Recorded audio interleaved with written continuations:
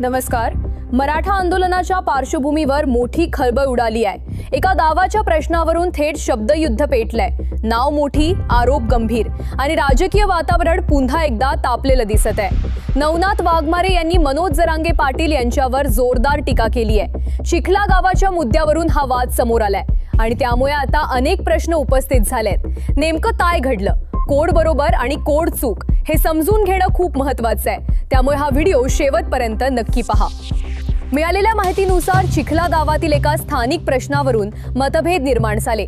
या मुद्द्यावर घेतलेल्या निर्णयांबाबत नवनाथ वाघमारे यांनी नाराजी व्यक्त केली। त्यांनी सार्वजनिकरित्या मनोज जरांगे पाटील यांच्या भूमिकेवर प्रश्नचिन्ह उपस्थित केलं।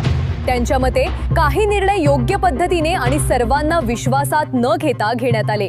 आता इथे सर्वात महत्त्वाचा मुद्दा असा आहे की हा केवळ स्थानिक वाद आहे का की आंदोलनाच्या नेतृत्वात काही तणाव वाढत आहे। कारण मनोज जरांगे पाटील हे सध्या मराठा आरक्षण आंदोलनाचे प्रमुख चेहरे मानले जातात।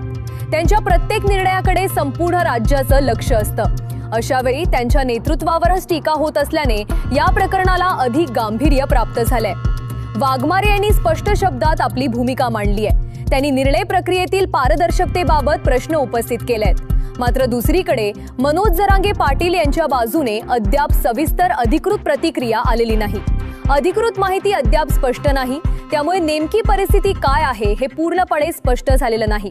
या प्रकरणावर सरकारकडून अद्याप थेट प्रतिक्रिया आलेली नाही। प्रशासनानेही कोणती औपचारिक भूमिका जाहीर केलेली नाही।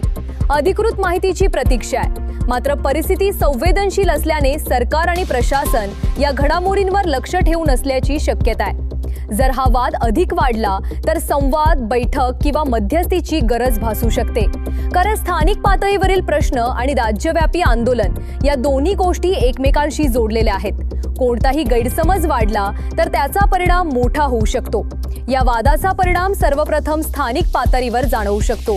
गावातील वातावरणावर त्याचा परिणाम होऊ शकतो।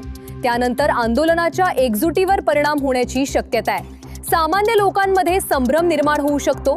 लोकांच्या मनात प्रश्न निर्माण होतात। नेमका खरा मुद्दा काय आहे, निर्णय कसे घेतले गेले आणि पुढे काय होणार। सध्या सर्वात मोठे प्रश्न असे आहेत, चिखला गावातील वाद नेमका कशावरून आहे।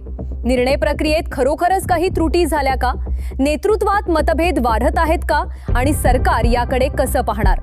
व्हिडिओ आवडला असेल तर अशाच विश्वासार्ह आणि जबाबदार बातम्यांसाठी आमचा चॅनल सबस्क्राइब करा। पुन्हा भेटूया पुढील मोठ्या अपडेट सोबत। धन्यवाद।